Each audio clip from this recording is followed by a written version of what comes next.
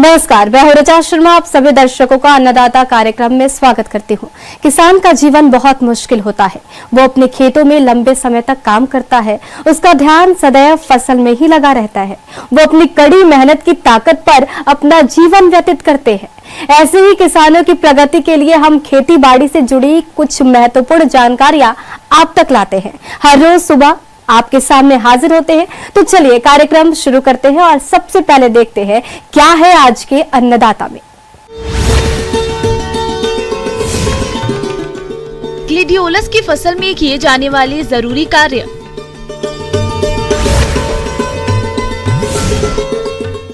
कद्दू वर्गीय सब्जियों में रोगों की रोकथाम के उपाय।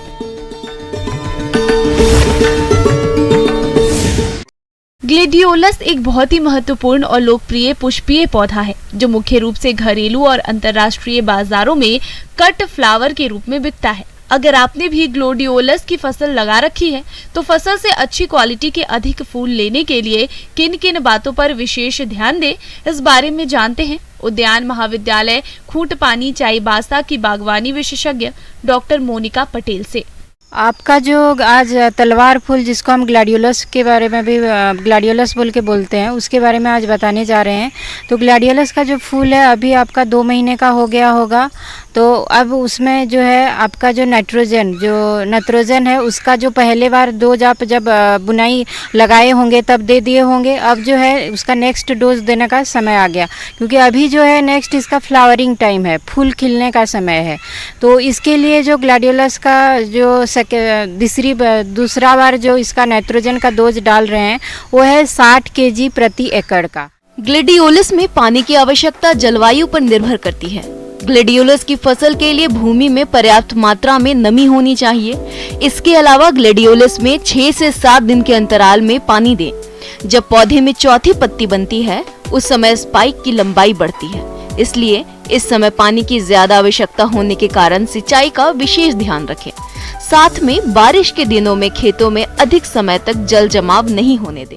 ये तो बारिश का सीज़न है तो पानी तो ऐसे ही मतलब आ रहा है, बट कभी कभी ये होता है कि बहुत समय के लिए मतलब धूप आ रहा है, तो उस समय में हम 4 से 5 दिन का अंतराल में हम यहाँ पे पानी देंगे, क्योंकि अभी का जो समय है उस पानी देने के लिए बहुत ही मतलब इसको बहुत पानी का ज़रूरत है, क्योंकि ये अभी फूल खिलने वाला है अब हमारा जो क्रॉप है।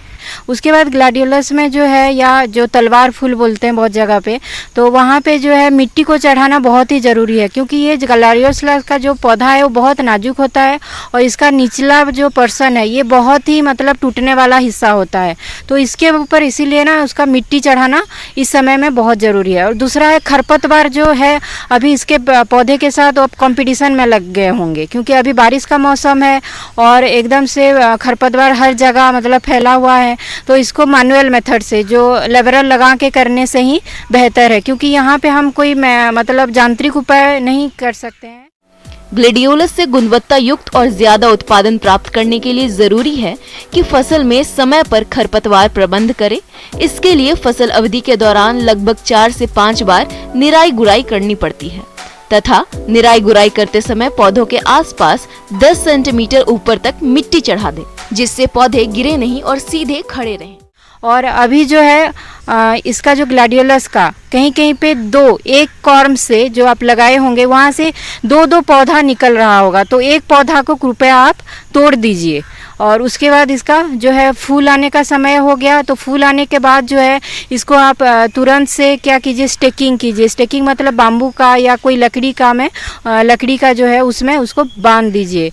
और अभी जो है बारिश का सीज़न में जो फ्यूजेरियम विल्ट जिसको अंग्रेजी में बोलते हैं और जिसको तना गलन बोलते हैं, वो भी बहुत मतलब प्रकोप इसमें आता है। तो तना गलन के लिए जो है कार्बेंडाजिम का जो सोल्यूशन है उसको ड्रेंचिंग करना है। सॉइल ड्रेंचिंग मतलब जो है मिट्टी में ही उसको देना है या फिर स्प्रे कर सकते हैं 0.2% मतलब 1 लीटर में 2 ml। और उसके बाद हम अगर फील्ड में जब ये पहले इसका सिम्टम्स दिखाई दे रहा है, उसका जो तना गलन स्टार्ट हो गया है नीचे के तरफ से, ये मुख्यतः जब पानी ज़्यादा आता है उस समय ये दिखाई देता है। इस फसल में माहू और थ्रिप्स ग्लेडियोलस की फसल के प्रमुख कीट हैं।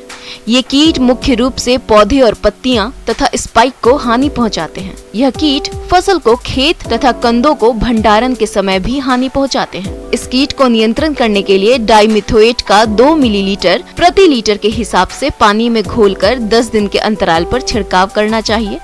इस फसल में पिल्लू का प्रकोप भी होता है, जो कि पत्तियों के अलावा स्पाइक को काटकर खा जाता है। इसकी रोकथाम के लिए क्लोरोपाइरिफॉस 2 मिलीलीटर दवा प्रति लीटर पानी में घोलकर छिड़काव करें। यहाँ पे और एक रोग का भी मतलब उपद्रव होता है, जहाँ पे लेकिन तनागलन से वो कम है, वो है ब्लाइट जिसको बोलते हैं। और जो ये जो ब्लाइट है, इसका जो हम सिम्टम कैसे पता करेंगे, ये पत्ता के ऊपर आएगा और पत्ता के ऊपर ये आसी कलर का और धूसरिया मतलब जो मिट्टी का जैसे कलर है उस टाइप का, और बीच में येलो येलो थोड़ा उस टाइप का जो है सिम्टम मिक्स कलर का आएगा।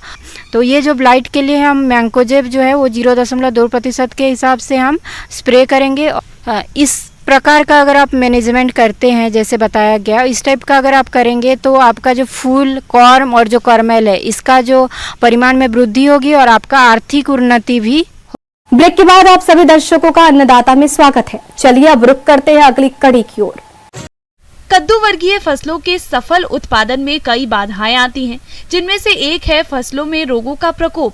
अक्सर इस मौसम में वातावरण में नमी बढ़ जाती है, जिसके फसलों में रोगों का प्रसार बड़ी तेजी से होने लगता है। ऐसे में सही समय पर रोगों की पहचान कर उनका नियंत्रण कर लिया जाए तो फसलों को रोगों से बचा सकते हैं। इसके लिए देखिए हमारी ये खास रिपोर्ट। गर्मी की सब्जियां हैं जैसे नेनुआ, तरोई, खीरा, इसमें लगने वाले रोगों के विषय में चर्चा करना चाहते हैं, जिससे आप अपनी फसल की सुरक्षा करें और उत्पादन अच्छा लें।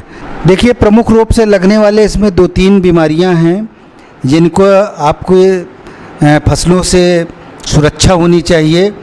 एक तो है कि मृदुरोमिल आसिता रोग, और जिसको हम कहते हैं डाउनी मिल्ड्यू, और दूसरा है पाउडरी मिल्ड्यू। इसको भी ये आप कह सकते हैं कि ये बहुत ज़्यादा नुकसान करता है।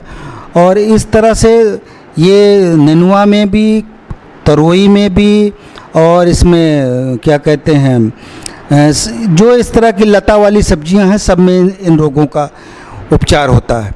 कद्दू वर्गीय सब्जियों में एक मुख्य रोग है फ्यूजेरियम विल्ट, उकटा रोग। ये रोग एक मृदा जनित फफूंदी फ्यूरोजियम स्पीसीज से होता है। इससे प्रभावित पौधा मुरझाकर सूख जाता है, पौधे की जड़ें और भीतरी भाग भूरा हो जाता है। इससे पौधे की वृद्धि रुक जाती है। स्पष्ट लक्षण फूल आने व फल बनने की अवस्था में दिखाई देते हैं। कभी कभी तो पूरा पौधा सूख जाता है। रोग की रोकथाम के उपाय, इसके लिए रोग रोधी किस्मों की बुआई करें। भूमि का सूर्यकरण करने पर भी इस बीमारी को कम कर सकते हैं। बुआई से पूर्व बीज की कार्बोडाइजम 2 ग्राम प्रति किलो बीज की दर से उपचारित करें और बीमारी के आने के बाद पौधे की ड्रिंचिंग करके फसल को उकटा रोग से बचा सकते हैं। अगर डाउनी मिल्ड्यू रोग आपकी फसल में हो गया है तो उसकी निचली सतह पर, पत्तियों की निचली सतह पर जो है धब्बे पीले रंग के आपको दिखाई देंगे। और यदि जो है पाउडरी मिल्ड्यू का रोग हुआ है तो पत्ती के किसी भाग पर जो वायुवीय भाग है उस पर कहीं भी आपको सफ़ेद रंग का पाउडर रूप में आपको दिखाई देगा, और वो एक पूरा पैच होता है सफ़ेद पाउडर का, वो कहीं भी आप आसानी से उसको पहचान सकते हैं। ये नेनुआ में भी लगता है, तरोई में भी लगता है, खीरा में भी लगता है। अब बात आती है कि इसका हम उपचार क्या करें, निदान क्या करें, कैसे प्रबंधन करें। तो बहनों भाइयों, इसका प्रबंधन के लिए हम चाहेंगे कि समन्वित प्रबंधन आप करें। समन्वित प्रबंधन करने से क्या होता है कि कवकनाशी की मात्रा कम मात्रा में लगती है, जिससे आपको आर्थिक हानि नहीं होती है। और दूसरी चीज़ है कि सब्जियों में रोग लगने के भी बहुत कम अवसर होते हैं, इसलिए अगर बीज उपचार आप करें तो बहुत अच्छा है। और इन फसलों में ये जो पाउडर मिल्ड्यू और डायरो मिल्ड्यू के रोग के लिए आप कैप्टान की 2 ग्राम मात्रा से बीज उपचार करें। और इसके बाद अगर आपकी फसलों में रोग लग ही जाता है और आप पहचान लेते हैं कि निचली सतह पे धब्बे बन रहे हैं या ऊपरी सतह पे सफ़ेद रंग के धूसर धब्बे बन रहे हैं, तो उस स्थिति में यदि निचली सतह पे पीले रंग के धब्बे बन रहे हैं तो आप रेडोमिल एमजेड की मात्रा जो है 2.5 ग्राम जो है 1 लीटर पानी में घोलकर आपको स्प्रे करना है। 12 दिन के अंतराल पर आपको 3 स्प्रे करने हैं। और यदि पाउडर मिल्ड्यू लगता है तो इसके लिए आपको बाज़ार में उपलब्ध है सल्फ़र पाउडर, और इसका आप जो है सल्फेक्स पाउडर, इसका जो है आप उपचार करें 3 ग्राम लेकर के और 1 लीटर पानी में घोल करके आप उपचार करें। और अगर ये दोनों रोगों में अगर ये दवाइयाँ नहीं मिल पाती हैं, मान लीजिए रेडोमिल एमजेड नहीं मिल रही है, बाज़ार में उपलब्धता नहीं है, छोटी मार्केट उपलब्धता नहीं है, या फिर सल्फेक्स पाउडर उपलब्धता नहीं है, तो आप कार्बेंडाजिम का प्रयोग करें। कार्बेंडाजिम की मात्रा 1 ग्राम पर लीटर पानी में घोल करके और 10 दिन के अंतराल पर आपको छिड़काव करना है। किसान भाइयों, इस बात का ध्यान रखें कि दवा का छिड़काव फल तुराई के बाद करें और दवा छिड़काव के 1 सप्ताह बाद ही सब्जियों की तुराई करें। इस प्रकार से किसान भाई फसल को रोगों से होने वाले नुकसान से बचाकर अच्छी उपज लेकर अच्छा मुनाफा कमा सकते हैं। और इससे आप में उत्पादन बढ़ेगा और फसल में जो है रोग की कमी आएगी, और जो आप आशातीत जो उपज लेना चाहते हैं वो उपज आपको फसलों में मिलेगी। सब्जियों का भाव अच्छा मिलेगा और उत्पादन अच्छा रहेगा। बिहार सहित झारखंड में भी कई जिले ऐसे हैं जहां अभी तक सामान्य से कम बारिश दर्ज की गई है। ऐसी स्थिति में ज्यादातर किसान फसलों की बोनी नहीं कर पाए और उनके खेत अभी भी खाली पड़े हैं। अगर किसान इन खेतों में बाजरा की खेती करे तो कम पानी में भी अच्छा उत्पादन ले सकते हैं। तो चलिए बाजरा की खेती के बारे में विस्तार से जानते हैं बिहार कृषि विश्वविद्यालय सबौर जिला भागलपुर के कृषि वैज्ञानिक डॉक्टर महेश कुमार से। आज दिन पर दिन हमारे मौसम में परिवर्तन होता जा रहा है, तापमान बढ़ता जा रहा है, पानी की कमी होती जा रही है। ऐसी अवस्था में जो हमारा धान, गेहूं और मक्का का जो रकबा है वो धीरे धीरे घटते चला जा रहा है। तो आज हम बात करते हैं इस बदलते मौसम में हम बाजरे की खेती कैसे करें। तो किसान भाइयों, बाजरे का जो खेती के लिए मृदा चाहिए वो जल निकास दोमट मृदा उपयुक्त होती है। किसान भाइयों, बाजरा की खेती बलुई और बलुई दोमट भूमि में सफलतापूर्वक की जा सकती है, लेकिन भूमि में जल निकास की उचित व्यवस्था होनी चाहिए। खेत की तैयारी के समय पहली जुताई मिट्टी पलट हल से करते हैं। इसके बाद खेत में 15 गाड़ी पुरानी गोबर की खाद को डालकर मिट्टी में अच्छे से मिला दिया जाता है। फिर 2 बार कल्टीवेटर या रोटोवेटर लगाकर खेत की अच्छी तरह से जुताई करते हैं। इसके बाद खेत में पाटा लगाकर भूमि को समतल कर दिया जाता है। बाजरे की बुआई के लिए उपयुक्त समय हमारे इस बिहार राज्य में 25 जुलाई से लेकर के 15 अगस्त तक का उपयुक्त माना जाता है। और यहाँ पर जो हमारी प्रचलित प्रजातियाँ हैं उसमें हम जो संकर प्रजातियाँ हैं उन्हीं का चुनाव करें, क्योंकि इनकी उत्पादन क्षमता अच्छी होती है। तो इसके लिए हम लोग यहाँ टेस्ट किए हैं जो है Pusa hybrid 1201, Pusa hybrid 1202, pro agro 9450, pro agro 9450 plus इत्यादि प्रजातियां अच्छी उत्पादकता वाली हैं। किसान भाइयों, मिट्टी की उर्वरता और उत्पादकता बनाए रखने के लिए उर्वरकों का संतुलित उपयोग करना बहुत आवश्यक होता है। इसीलिए संतुलित उर्वरक उपयोग के लिए मिट्टी की जांच आवश्यक है। लेकिन हमारे जो किसान किन्हीं कारणवश मिट्टी की जांच नहीं करवा पाते, तो वे असिंचित क्षेत्रों में बाजरा की अच्छी पैदावार प्राप्त करने के लिए यूरिया 130 किलोग्राम और एसएसपी 150 किलोग्राम प्रति हेक्टेयर प्रयोग करें, जबकि सिंचित क्षेत्रों में यूरिया 100 किलोग्राम और एसएसपी 80 किलोग्राम प्रति हेक्टेयर प्रयोग करें, जिसमें यूरिया की आधी मात्रा और पूरा फास्फोरस बुआई के समय डालते हैं और शेष यूरिया को खड़ी फसल में बुआई के 25 दिनों पर भुरकाव करते हैं। और लास्ट 1/3 मात्रा जब बाजरे में बालियां निकलने की अवस्था आती है उस समय दे देते हैं, यूरिया के रूप में टॉप ड्रेसिंग कर देते हैं। जिन क्षेत्रों में जिंक की कमी हो वहाँ पे हम 10 से 12 किलोग्राम जिंक सल्फेट प्रति सीजन प्रति क्रॉप हम दे सकते हैं, जिससे जिंक की कमी पूरी हो जाती है।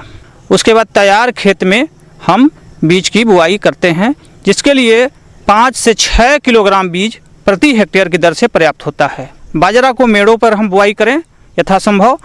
जो मेड़ है वो हमारा 40 से 45 सेंटीमीटर की दूरी पर रहे, 2 से 2.5 सेंटीमीटर गहराई पर बीज को बो देते हैं। इस प्रकार जो कतारों की दूरी है वो 40 से 45 सेंटीमीटर रखते हैं एवं बीज की गहराई किसी भी दशा में 2 से 2.5 सेंटीमीटर तक ही रखना है। किसान भाइयों, बाजरा की फसल में खरपतवारों की समस्या भी गंभीर रहती है।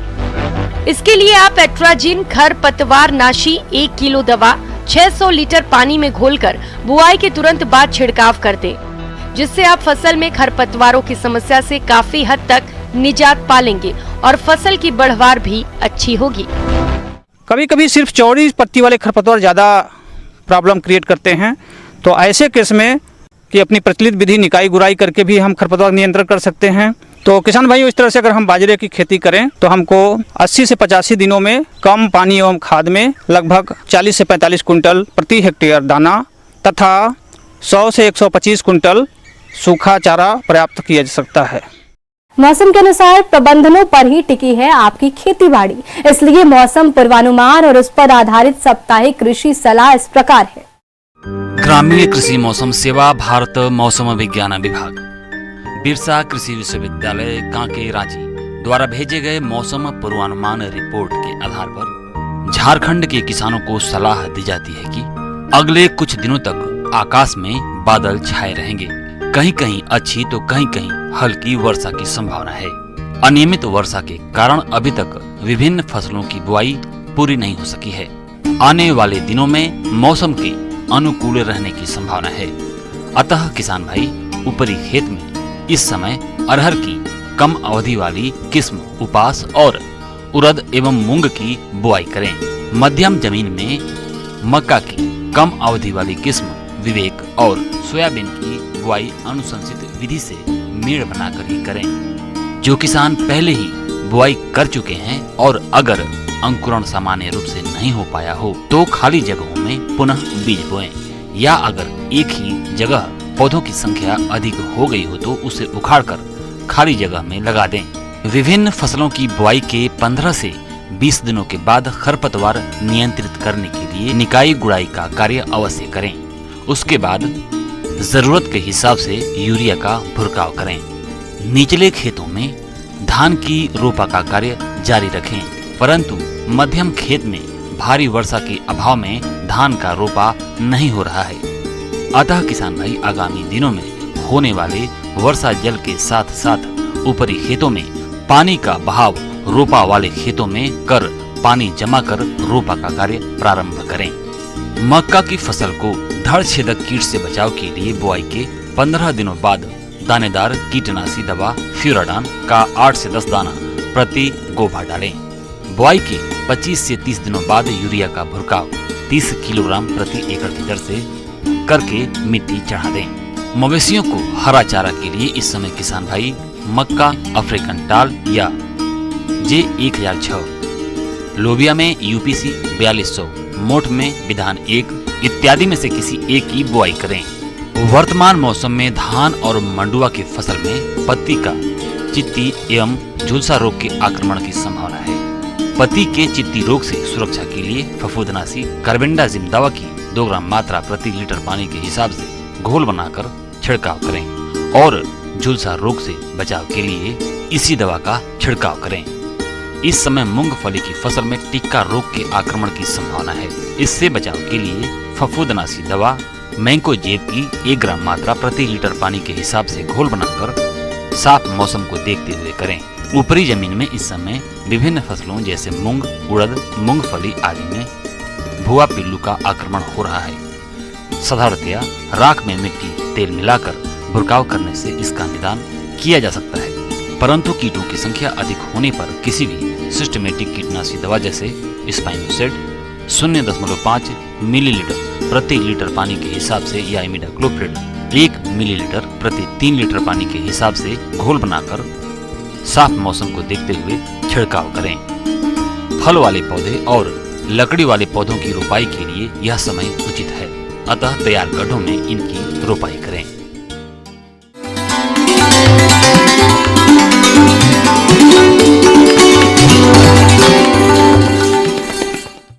अन्नदाता हेल्पलाइन निःशुल्क फोन संपर्क सेवा के माध्यम से आपके द्वारा पूछे गए प्रश्नों में से एक या दो महत्वपूर्ण प्रश्न को हम अपने कार्यक्रम में शामिल करते हैं। इसी के तहत आज का चयनित प्रश्न और उसका जवाब इस प्रकार है। अन्नदाता निःशुल्क फोन संपर्क सेवा के माध्यम से पूछे गए प्रश्नों में से आज हमने जिस प्रश्न को कार्यक्रम में शामिल किया है उसे पूछा है ग्राम मीनापुर जिला मुजफ्फरपुर के कृषक भजन लाल ने। ये गूटी विधि से लीची के नए पौधे तैयार करने के बारे में जानकारी चाहते हैं। तो भजन लाल जी, आपकी जानकारी के लिए प्रस्तुत है कार्यक्रम का ये अंश। लीची में नए पौधे तैयार करने का जो कमर्शियल मेथड है वो गुट्टी बांधना ही है। गुट्टी बांधने के लिए अभी आप अगर नए पौधे तैयार करना चाहते आमतौर पर देखने में आता है कि किसान भाई नर्सरी से जिस पौधे को खरीद कर लाते हैं वह बाद में किसी अन्य प्रजाति की निकल आती है, जिस कारण किसानों को काफी नुकसान हो जाता है। तो इस तरह की समस्या से बचने के लिए जो किसान लीची की गुटी विधि द्वारा नर्सरी पौधे तैयार करना चाहते हैं तो वह किस तरह से करे इसकी नर्सरी की तैयारी, आइए जानते हैं। गुट्टी बांधने के लिए आपको कई चीज़ों की आवश्यकता होती है। जैसे अगर आप प्लान कर रहे हैं गुट्टी बांधना तो एक तो समय मैंने आपको बता दिया, दूसरा आपको चाकू की जरूरत है, ग्राफ्टिंग नाइफ जो होता है, आपको मोस ग्रास की आवश्यकता होती है, आपको ग्राफ्टिंग टेप जिसको पन्नी बोलते हैं, ग्राफ्टिंग के लिए जो पन्नी यूज होती है उसकी जरूरत पड़ती है, और एक क्रेट आपको चाहिए जिसमें आप अपने सारे सामान प्लेस करके अपने बाग में गुट्टी वगैरह स्टार्ट कर सकते हैं। किसान भाइयों, किसी भी फलदार बाग की सफलता उसकी उन्नत किस्मों पर आधारित होती है। इसलिए आप लीची की गुटी विधि में पौध तैयारी में कलकतिया, देहरादून और शीडलेस इत्यादि उन्नत किस्मों के वृक्षों की टहनी प्रयोग में लाएं। उसके लिए आपको लगभग 1 से 1.5 साल पुरानी ग्रोथ का सिलेक्ट करनी है टहनी। उसको सिलेक्ट करने का मैं आपको जनरल सा तरीका बता देती हूँ। जैसे ही आप उस अपनी 1 से 1.5 साल पुरानी टहनी को सिलेक्ट करते हैं, उस पर नाखून से स्क्रैप करके देखिए, अगर उसकी छाल आराम से उतर पा रही है तो इसका मतलब अब वो गुट्टी बांधने के लिए तैयार हो गया है। आप उस पर 1 से 1.5 सेंटीमीटर का कट लगाइए और 2 साइडों में गोल्ड रिंग लगाइए और एक फिर सीधा कट 1 से 1.5 सेंटीमीटर का लगाइए और उस परत को रिमूव कर दीजिए। आपको ध्यान रखना है कि आपको ये कट बड से नीचे लगाना है, और नीचे बड्स अवेलेबल होती हैं, उन बड्स के बीच में आपको ये कट लगाना है ताकि आप उस पे फिर मोस ग्रास से, पॉलीथीन से उसको अच्छे से बांध सके। बांधते टाइम भी आपको ये ख्याल रखना है कि वो लूज ना हो, क्योंकि अगर वो ढीला होगा तो पकड़ नहीं कर पाएगा और उसमें रूटिंग नहीं बन पाएगी, ह्यूमिडिटी मेंटेन नहीं हो पाएगी। दूसरी बात, आगे जैसे बारिशों का टाइम होता है तो उसमें फिर पानी भी जाएगा बारिश का, तो आपको बांधते टाइम बस ये ख्याल रखना है कि वो अच्छे से टाइट बंधी हो।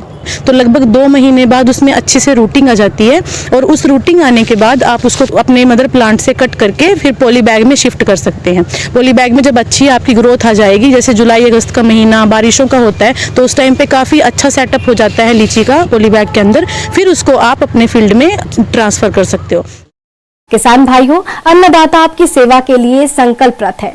कृषि संबंधित समस्या और सुझावों के लिए आप हमें इस पते पर संपर्क भी कर सकते हैं। प्रोड्यूसर अन्नदाता news 18 Bihar Jharkhand, Ramoji film city Hyderabad 501512। साथ ही आप हमें ईमेल कर सकते हैं। हमारा ईमेल है p18annadatabihar@nw18.com। इसके अतिरिक्त आप हमें निःशुल्क हेल्पलाइन नंबर 180088921163 पर सोमवार से शनिवार सुबह 10 से शाम 4 बजे के बीच संपर्क कर सकते हैं।